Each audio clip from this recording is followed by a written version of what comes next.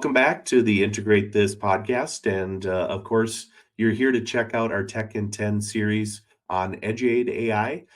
This is the second in the series that we have. And if you didn't catch the first one, you need to go back and do that to find out what are some of the new features that are available in Eduaide's version 3.0 update, as well as to get kind of general feel lay of the land through the dashboard and understanding the different parts of all things that are there and available for teachers to use along with this product. So I'm going to start out here with this episode and dive into one of the tools that is available on the side panel. And as you can see, I'm kind of highlighting through some of those here. I'm going to focus on the tools that are available here underneath the generator tab or the generator button that's there. When I open up the generator, you're going to see that it brings me to a place here with 3 tabs across the top. So I have the lesson builder part showing right now.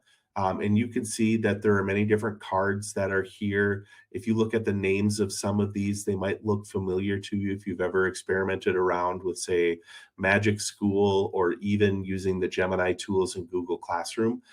There are cards for so many different things that you might need to use as part of your practice.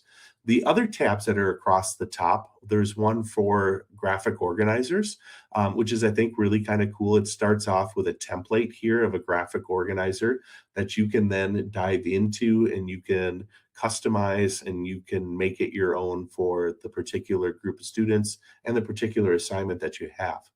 The third tab across the top are for games, and you'll see that they have many classic games that you might play with your students, perhaps as a review, perhaps as some sort of a formative assessment that you're doing. I particularly like the trash kit ball review game.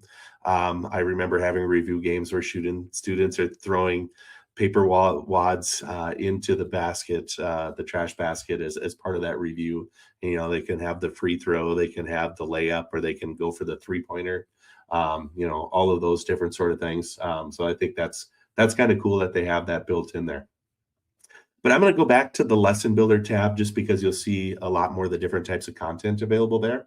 As you could tell, if you scroll through, there are, dozens and dozens of different cards for different tasks. If you want to, if you go into the all categories button, you can filter down by particular things. Like if you're focusing on looking for direct instruction, you can narrow it down and see just those particular categories.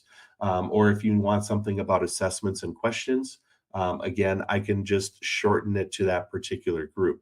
If you would like, if you are in the all categories and just want to sort alphabetically, here you get all of those different cards laid out for you.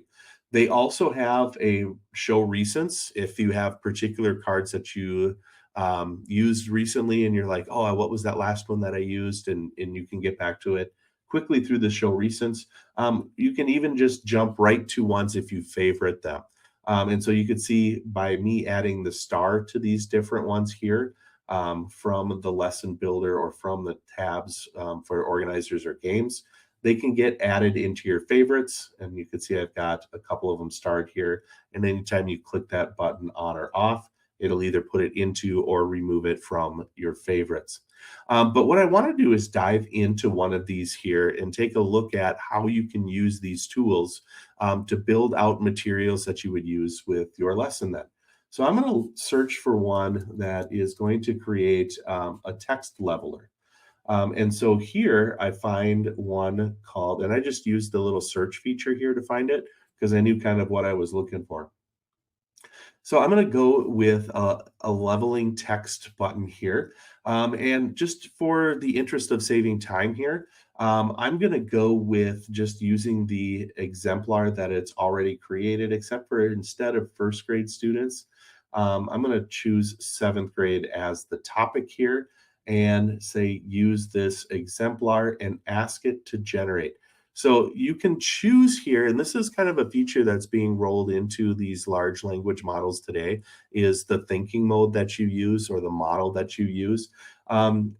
I can choose between using fast, or if I have a paid version, I can use the reasoning, which would allow it to show you some of its thinking more than just generating as quickly as it can. The benefits of fast is that it saves you time, and it also takes less tokens to generate it, which means then you're saving on your usage.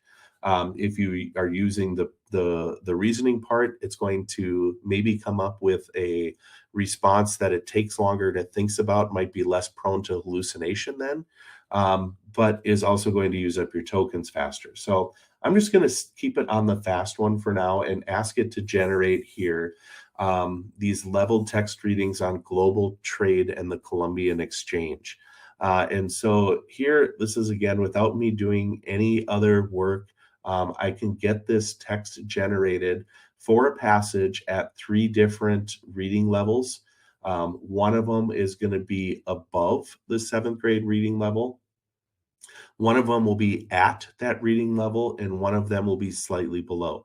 So knowing my students, I can challenge them at the level that they're at. Now, what's nice about this, and one of the things that I talked about when we introduced the updates in version 3.0, is that it really focuses on using AI within the document. So here I have these different tools that are available to me on the side that I can use to add things, create things. But I'm also available to click anywhere in this document that's over here on the right-hand side, that major part of it. And I can add anything to this that I would like to. I can just start adding, this is going to be for a test. I can change any of the words that I want to anywhere in there. And I have full edit control over this. Or if there's a passage here that I just don't like and I want it to revise, I can definitely do that as well, right from within these tools that are available here. The other ones here, and I think, David, you're probably going to jump over and show a little bit more of these workspace tools, but I just wanted to show that you can get there from the generator button. And once it creates something, then it's going to bring you into that workspace mode that you're looking at here. Okay. Now, sometimes I think also is an important thing here that yes, you can focus on using it within these documents, using the AI abilities here.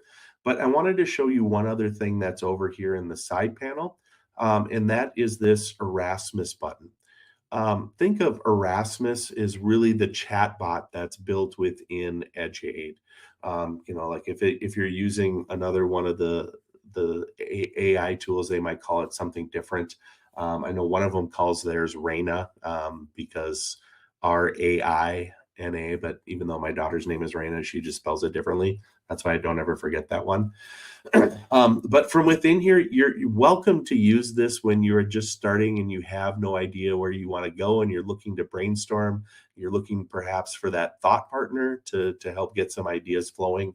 And it gives you some ideas of different things there, but you can also ask it any questions right here within Eduaide, just like you would any other chat bot. And it's really just Erasmus is the chatbot feature here. But I think it's great that they have the chatbot feature there. But I think that's, if you only live in this part, you're missing out on all of the great powers that I think Eduaide has available with it.